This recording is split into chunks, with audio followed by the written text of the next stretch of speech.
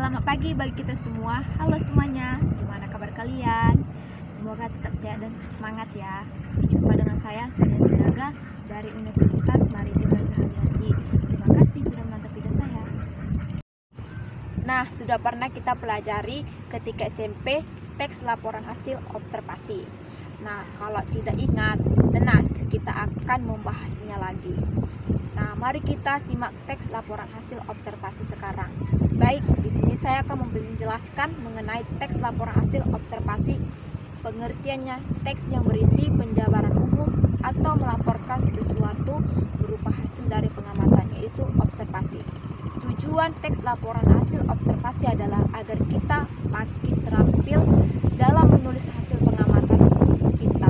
Saya pasti kalian sudah bisa mengamati entah apa saja. Contohnya mengamati lingkungan, tempat tinggal kalian, situasi, mengamati kondisi, mengamati tempat, hewan, atau tumbuhan. Nanti ketika kita mengamati, pastinya kita akan menulis isi laporannya. Karena teks hasil observasi itu mirip dengan teks deskripsi ya.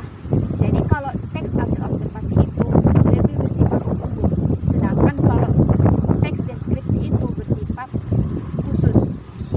Nah, kalau misalnya mantan itu khusus, ya satu orang, kan bukan beberapa orang kan. Jadi itu melaporkan teks deskripsi.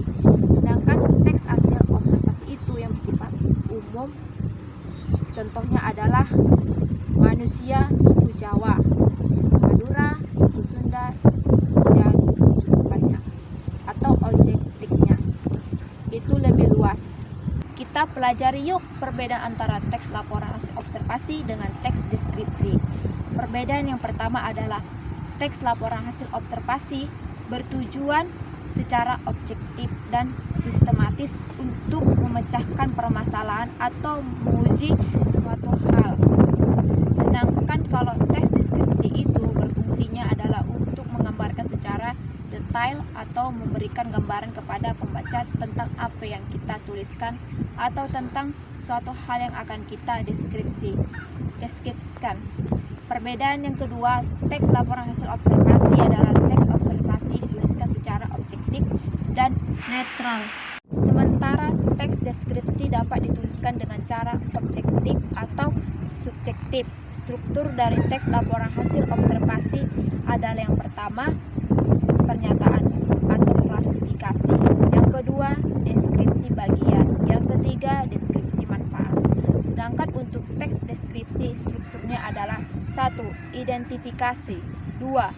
Klasifikasi, dan 3. Deskripsi bagian. Jadi strukturnya isinya itu jelas berbeda. Contohnya kita bahas mengenai, kalau misalnya kita akan membahas mengenai boneka, tahu kan boneka? Ya, boneka itu kan mainan anak-anak yang berbentuk bila menjadi rupa manusia, hewan, tumbuhan, atau hal-hal yang lain. Nah, kalau teks laporan hasil observasi boleh menuliskan tentang boneka, karena boneka itu umum. Nah, di dalamnya nanti kita bisa jabarkan jenis-jenis boneka, misalnya boneka yang terbuat dari kayu, dari kain, dan lain-lain. Sedangkan untuk teks deskripsi itu kita hanya perlu mendeskripsikan satu boneka saja. Contohnya adalah boneka Annabelle. Nah, teks deskripsi itu otomatis akan memiliki boneka Annabelle. Itu seperti apa sih? Ciri fisiknya seperti apa dan lain-lain. Jadi agak merinding nih. Selanjutnya kita akan membahas mengenai ciri-ciri teks dari hasil observasi. Ciri-ciri yang pertama adalah 1. Bersifat objektif, global, universal. Tadi kita sudah bahas bahwa untuk observasi memang bersifat umum.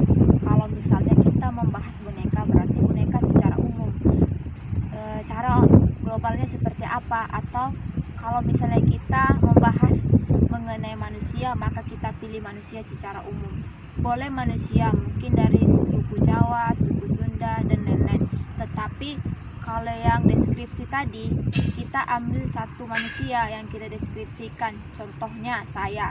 Jadi jelas bahwa teks observasi bersifat umum, global, dan universal. Ciri kedua adalah objek yang dituliskan akan dibicarakan atau dibahas ialah objektif tunggal. Nah, jadi kan sudah dijelaskan bahwasannya bersifat umum lah. Kok itu tunggal? Tunggal di sini maksudnya adalah kalau misalnya kita membicarakan tentang boneka, ya sudah kita bicarakan tentang boneka, bukan mainan lain. Misalnya ada mobil-mobilan ya kan, atau foto-fotoan kan, dan lain-lain. Jadi kita gunakan ambil mainan yang boneka itu tadi. Ciri yang ketiga adalah ditulis secara ungkapan dan sempurna. Otomatis tulisannya itu harus lengkap dan sempurna agar pembaca itu tahu apa yang sudah diamati dan apa yang barusan yang sudah diamati.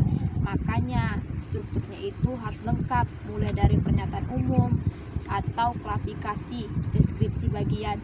Ciri yang keempat adalah dituliskan berdasarkan fakta atau pengamatan yang baru saja dilakukan. Jadi teks observasi ini tidak bersifat opini.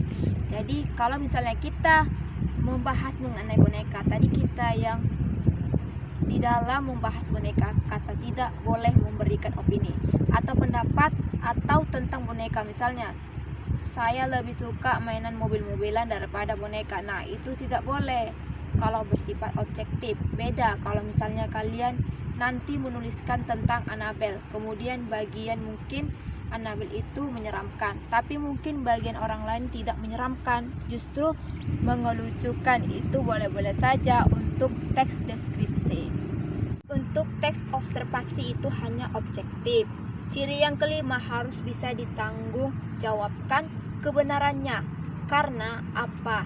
Karena teks observasi itu berdasarkan pengamatan, otomatis hasil dari pengamatan itu nanti bisa dijadikan patokan untuk orang lain sebagai sumber ilmu atau pembelajaran, sehingga kebenaran harus dipertanggungjawabkan. Ciri yang terakhir adalah strukturnya harus berkesinambungan itu. Maksudnya adalah saling terikat dan terangkai, otomatis dalam memulihkan teks hasil observasi antara strukturnya itu harus saling terikat dan menyambung antara pernyataan umum ke deskripsi bagian dan deskripsi manfaat. Nah, untuk video kali ini kita akan membahas apa itu teks laporan hasil observasi, perbedaan antara teks observasi dengan teks deskripsi, dan ciri-ciri dari teks laporan hasil observasi. Untuk struktur dan ciri kebahasaan dari teks observasi akan kita bahas di video selanjutnya. Demikianlah video kali ini saya sampaikan. Semoga bermanfaat. Apabila ada kesalahan, saya mohon maaf. Terima kasih.